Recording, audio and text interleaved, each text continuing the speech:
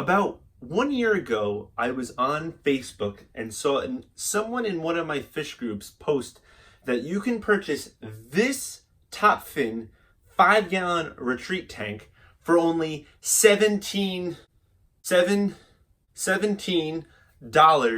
at PetSmart. I really didn't need this tank, but I couldn't pass up on a 17-gallon all-in-one tank. So I went over to PetSmart and I purchased this tank. Now, after I purchased this tank, I made a video about this tank and spoke about this. I'm gonna be doing a video soon also giving my thoughts on this tank. And this is that video. First of all, I would definitely say this is a beginner level fish tank. There's other competitors out there like Fluval, for example, that probably would give you a more customizable tank as well as a better quality tank. Now, again, this tank was $17 for me. Most times you can walk into any old PetSmart at that exact time, it'll probably be around $35 on sale. This tank is literally always on sale. For that price point, it's really not that bad. The Fluval tank, if you do get a good deal on it, you could probably get it for around $75 to $80. The one downside, in my opinion, about this tank is the filter. There's not a lot of access behind the filter to get in there and do some regular cleanings. Also, in my experience, there's a lot of detritus buildup behind the wall where the filter is inside of this tank. It's extremely narrow and it's really hard to get in there.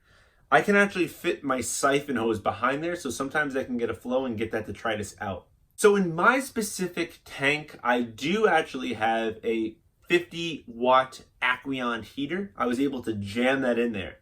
Unfortunately, when I do have this heater inside of the aquarium, I'm unable to put the cap on top where it's supposed to close off the filter.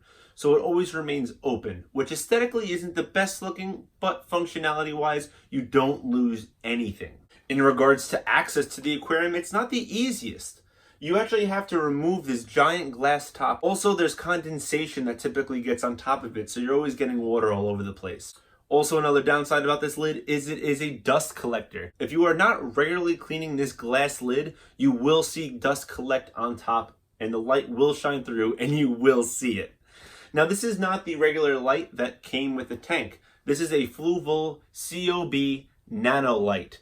The reason being is because I didn't see that great of plant growth when I used the light that came with this setup.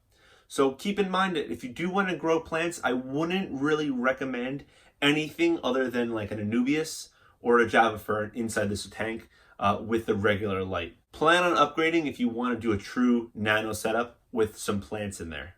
One other thing about this tank is that the glass isn't the thickest. Now, I understand it's only a 5-gallon tank and it doesn't really need to be that thick of glass, but the quality of glass is not the greatest.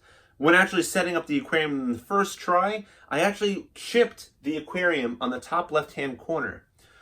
And I didn't put that much pressure on there. I was really surprised that the tank broke. Now, I know I'm really bashing this tank a lot. And I actually do like this tank. There are definitely some things in here that I do not like about the aquarium, but overall, I do have a really good time using it. Here's the reason why. First of all, the top isn't the greatest, but it gives you incredible access to it. The light that did come on here is easily removable, so it gives you full access to the entire top of the tank. As well as when you move the glass top, it does give you full access to the tank. Another thing I like about this tank is actually the dimensions. The Fluval tank is a little bit more narrow and a little longer. Now, depending upon the fish that you want to keep, that might actually be better.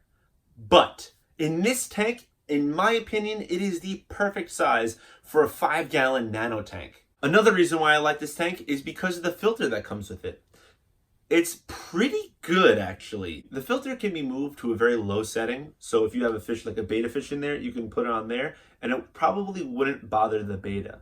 Now, you can also move it all the way to full speed, and there's a pretty heavy flow that comes out of there, so I really don't think you'd have any issues even if you had a little bit on the higher bioload side inside of this aquarium. Speaking of higher bioloads, I do have a little bit of a high bioload in this tank right now because I do use this as an overflow for a quarantine tank. sometimes. So I do have some fish inside of here that maybe shouldn't be in here, like my leopard cactus pleco that I unboxed from Green Oasis Farms. But this is only a temporary tank. This pleco is very small and is going to be going into a 125 gallon very soon. Overall, I would recommend this tank if you are on a budget. It's definitely the most bang for the buck. But if you're looking for a more built out type of tank that is truly an all-in-one behemoth, I would go with the 5-gallon Fluval tank. If you did like this video, be sure to subscribe, check out some of the other content here on my channel, and don't forget to fish on.